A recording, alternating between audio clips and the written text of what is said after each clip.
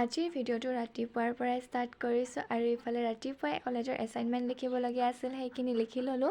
পিছে মই daily mini blog দিম বুলিহে কওঁ, কিন্তু দিয়া নহয়। আচলতে মোৰ ভিডিঅ' বনোৱা নহয়েই, মই একেবাৰে পাহৰি থাকোঁ। আধা বনালে পাছৰখিনি মই বনাবলৈ একদমেই পাহৰি থাকোঁ। আৰু ইফালে আজি আমি সন্ধিয়া ওলাই ল'লোঁ গোটেইকেইটা লক্ষী পূজা চাবলৈ ফুলকা-দবাত। পিছে আপোনালোকে ক'ত ক'ত লক্ষী পূজা চাইছে কমেণ্ট কৰি জনাবচোন, আৰু আপোনালোকৰ খবৰ কেনেকুৱা সেয়া কমেণ্ট কৰি জনাব। মোৰতো পিছে ভালেই। আৰু ইফালে তাত গৈ পাই চালোঁ নাম, যিহেতু নাম প্ৰসংগও চলি আছিল। তাৰপিছত ইফালে মেলাৰ ফালে অকণমান ফুৰিবলৈ আহিলোঁ।